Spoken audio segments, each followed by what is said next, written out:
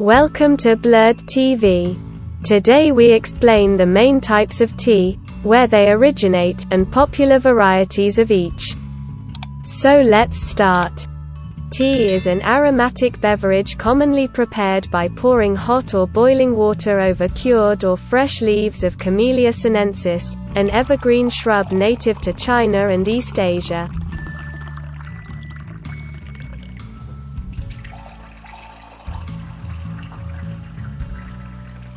Tea drinking may have begun in the region of Yunnan region, where it was used for medicinal purposes.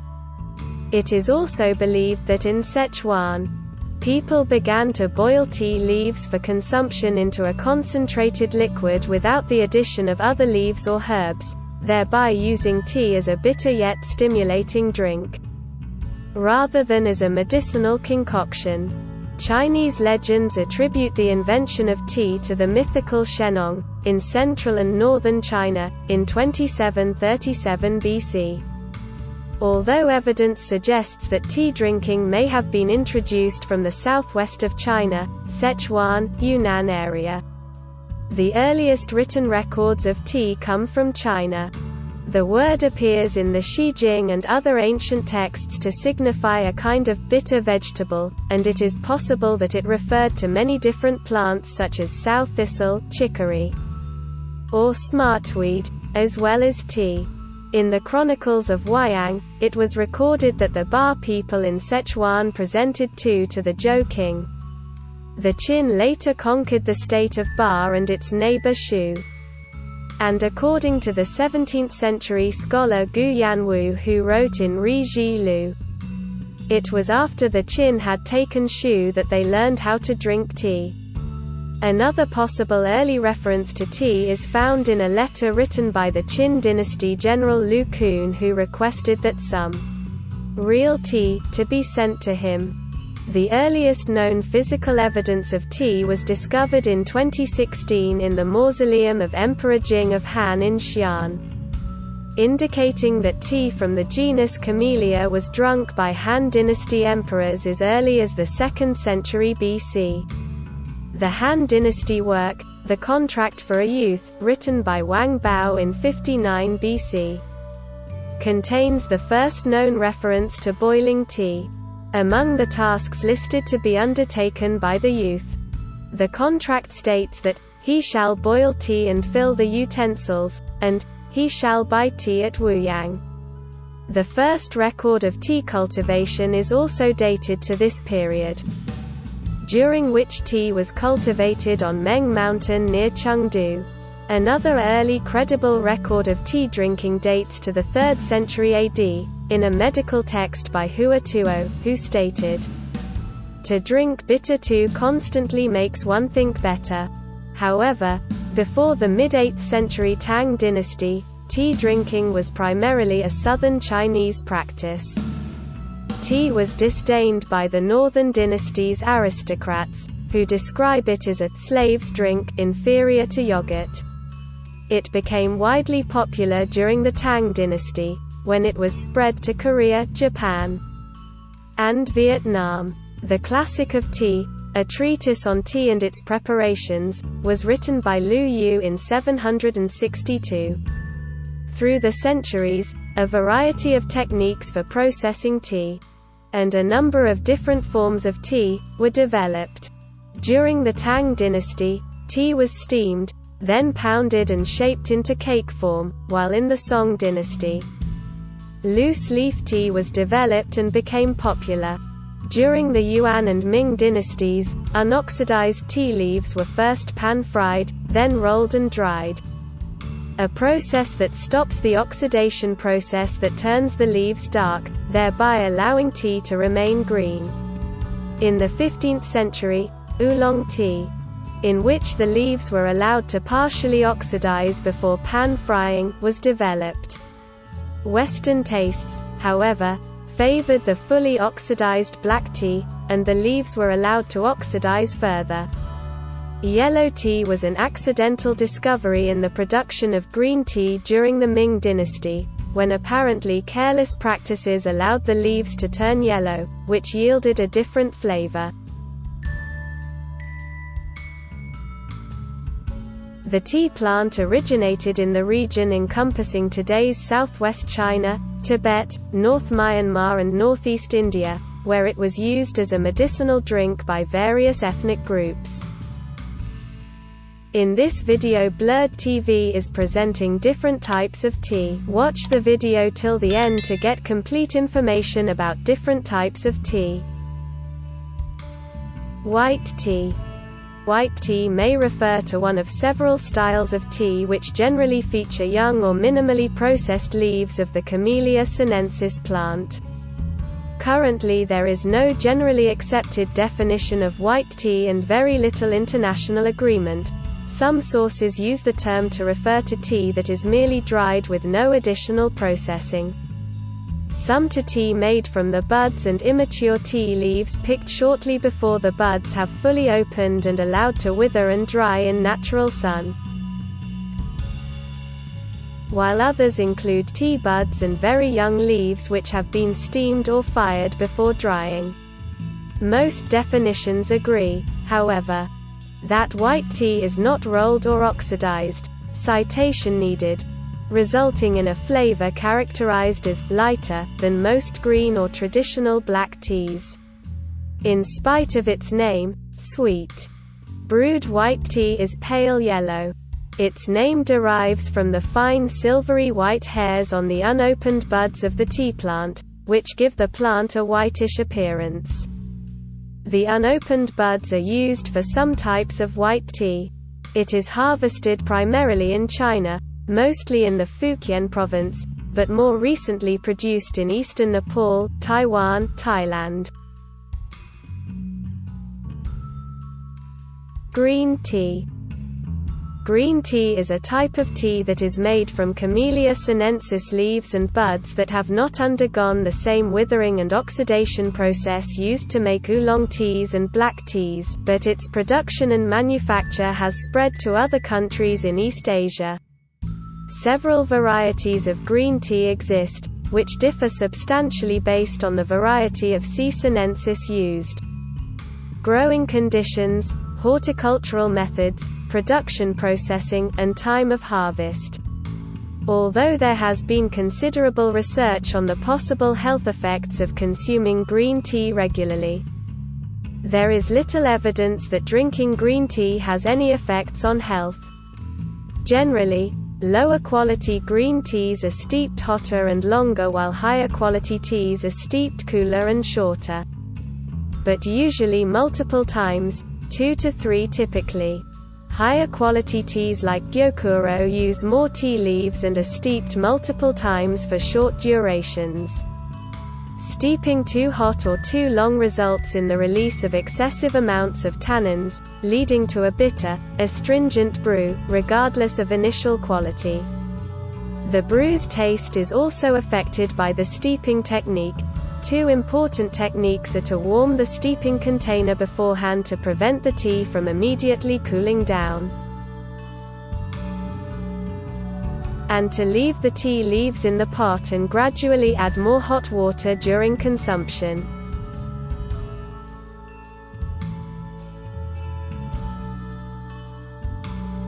Herbal tea. Less commonly called tisanes are beverages made from the infusion or decoction of herbs, spices, or other plant material in hot water. The term, herbal tea, is often used in contrast to true teas which are prepared from the cured leaves of the tea plant, Camellia sinensis. Unlike coffee and true teas, which are also available decaffeinated, most tisanes do not naturally contain caffeine. Herbal teas can also have different effects from person to person. And this is further compounded by the problem of potential misidentification. The deadly foxglove, for example, can be mistaken for the much more benign comfrey. The US does not require herbal teas to have any evidence concerning their efficacy, but does treat them technically as food products and require that they be safe for consumption.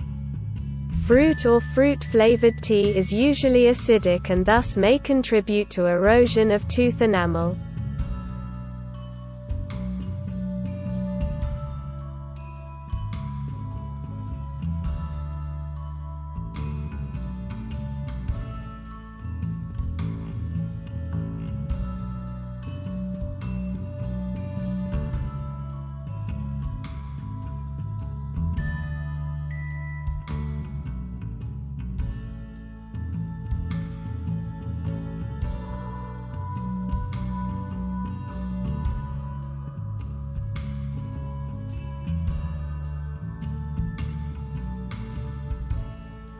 Rooibos tea. Rooibos, meaning red bush, is a broom-like member of the plant family Fabaceae that grows in South Africa's fynbos.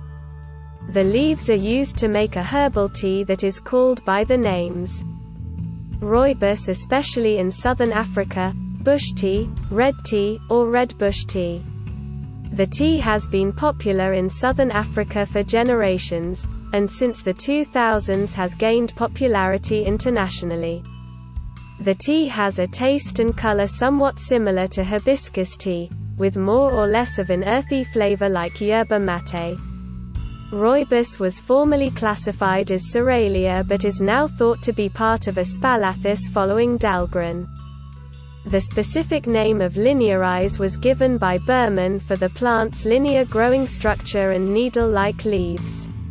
Rooibos is usually grown in the Cederberg, a small mountainous area in the region of the Western Cape Province of South Africa.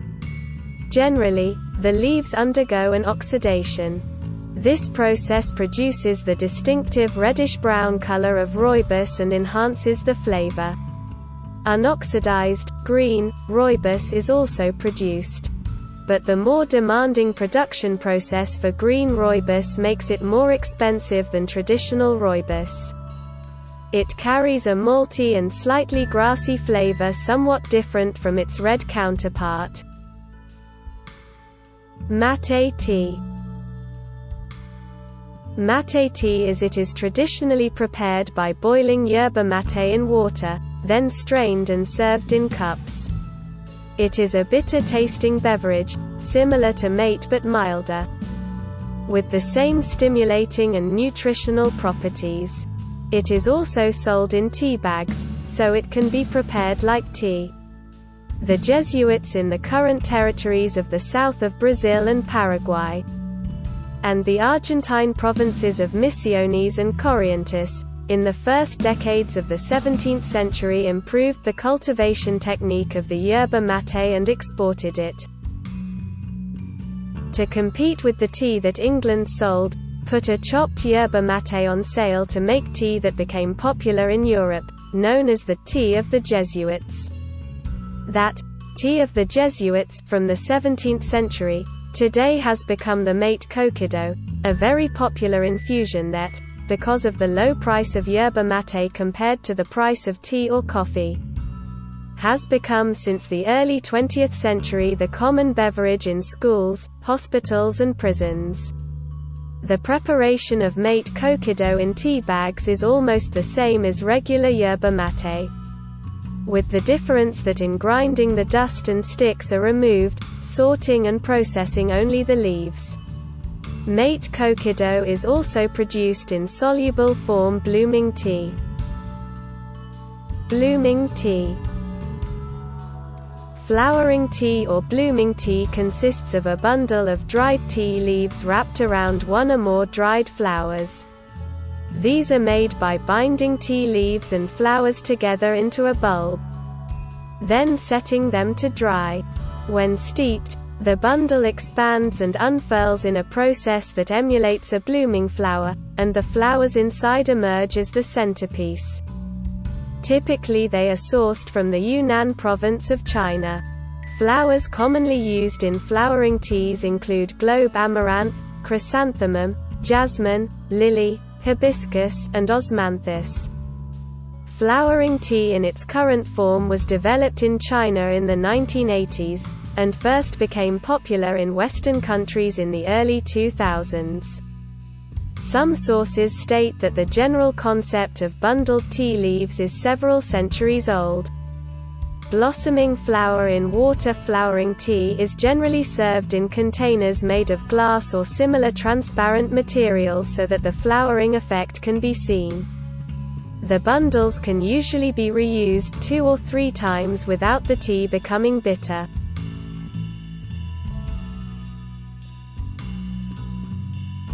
Macaibari tea. Macaibari tea is a tea made from Camellia sinensis var. sinensis that is grown and processed in the Darjeeling or Kalimpong districts in West Bengal, India. Since 2004, The term Darjeeling tea has been a registered geographical indication referring to products produced on certain estates within Darjeeling and Kalimpong. The tea leaves are processed as black tea. Though some estates have expanded their product offerings to include leaves suitable for making green, white and oolong teas. The tea leaves are harvested by plucking the plant's top 2 leaves and the bud, from March to November, a time span that is divided into 4 flushes. The first flush consists of the first few leaves grown after the plant's winter dormancy and produce a light floral tea with a slight astringency. This flush is also suitable for producing a white tea. Second flush leaves are harvested after the plant has been attacked by a leafhopper and the Camellia tortrix so that the leaves create a tea with a distinctive muscatel aroma. The warm and wet weather of monsoon flush rapidly produces leaves, but they are less flavorful and often used for blending. The autumn flush produces teas similar, but more muted, to the second flush. Tea plants were first planted in the Darjeeling region in the mid-1800s. At the time, the British were seeking an alternative supply of tea apart China and attempted growing the plant in several candidate areas in India.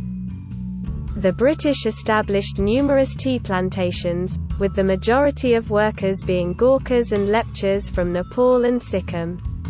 After independence, the estates were all subsequently sold to businesses in India and regulated under the laws of India. The Soviet Union replaced the British as the primary consumers of tea from Darjeeling. As Darjeeling tea gained a reputation for its distinctiveness and quality, it was marketed more to Western Europe, with many estates acquiring organic, biodynamic and fair trade certifications and the Tea Board of India pursuing authentication and international promotion of Darjeeling teas.